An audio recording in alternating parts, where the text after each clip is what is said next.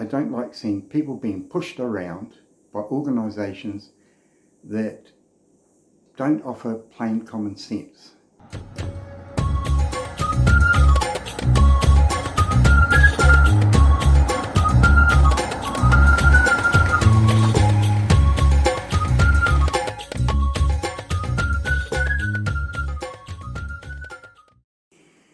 Well, if there's one thing I cannot stand, is organisations or people that tell you have to do something a certain way and it makes no sense at all. I don't mind complying to rules and regulations, but they have to be done with a certain amount of logic. And what I'm about to show you is just one aspect of what I'm talking about. And I'm going to tackle a few of these because I think people are getting a really rough time minding their own business and doing the right thing when it comes to camping. So, first one I'm going to talk about is, I'm not going to mention the name of the organisation, but I'm going to tackle this piece by piece, I think is the best way to do it. This first thing I'm going to do is I'm going to show you our grey waste tank that's on the side of the caravan. Now, we got told in order to have the Freedom Camping certificate that tank had to have a chimney. So I asked the question, why do we need to have a chimney? And their answer came back as, well, because if you're putting water in, air needs to escape. And I thought, well, that's a bit odd, because when water goes down the line, it's not going down the line as a solid, so there's no air around the outside. It goes down so the body of the water is at the lowest point of the hose. So therefore the other part must be, correct me if I'm wrong, but to me it's air.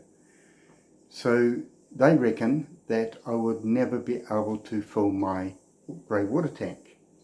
Now, I've been camping since the 1960s, and I've had all sorts of caravans, etc., and I've used these tanks for many, many years.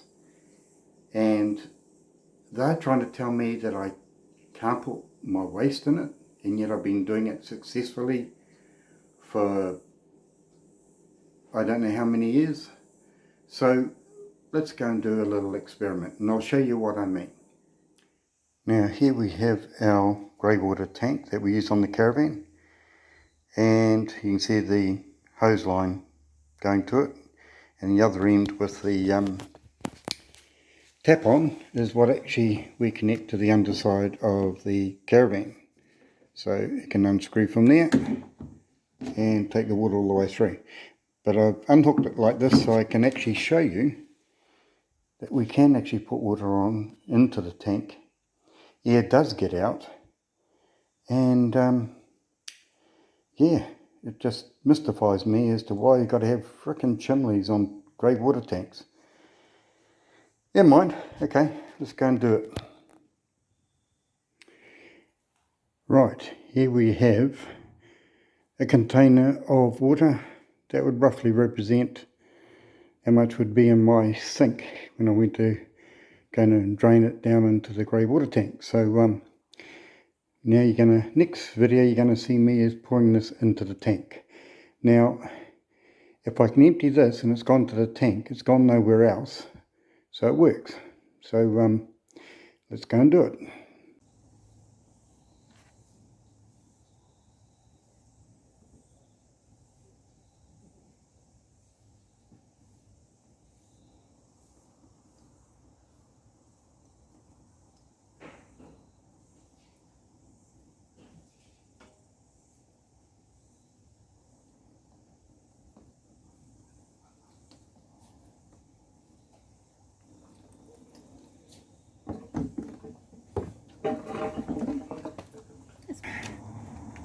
The container is empty, so the water must be somewhere, and I'm picking it's in there. So let's go and have a look.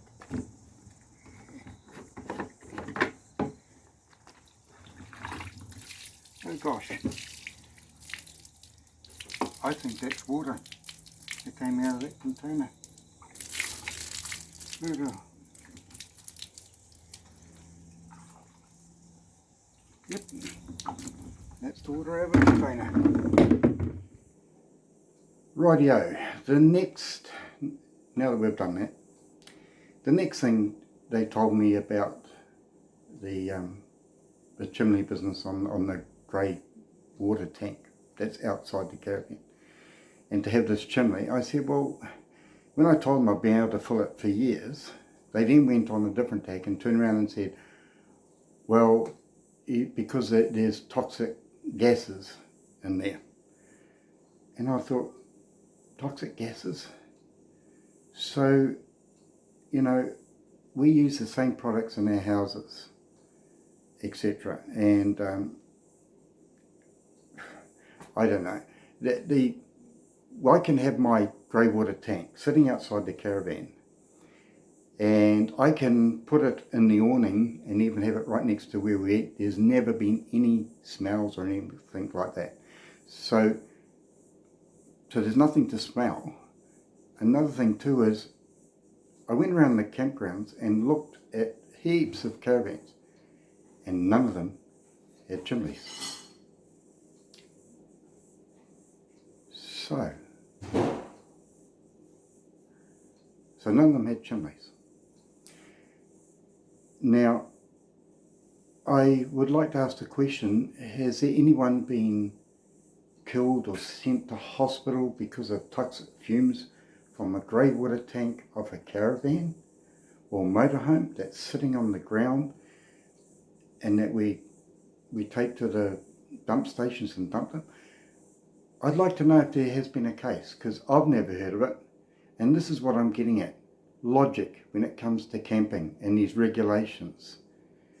You know, it baffles me, it really does, and I'd like to see someone from some of those organisations tell me about the casualty rates and the hospital rates from these tanks that are sitting outside the caravans, and the fact that people can't fill them. I just find that ridiculous.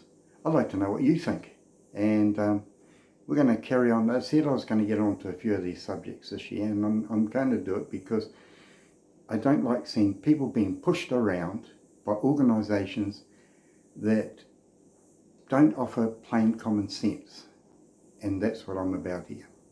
So anyway, that's my thing for today, and I've managed to track down also the camper, and I'll just put up a few photos now of the camper in its current state, and it may shock you, but we're going to get right through the whole body, every nook and cranny, to see if there's the slightest bit of rust or anything like that needs to be dealt with, or if there is, it'll all be replaced with steel and so on like that.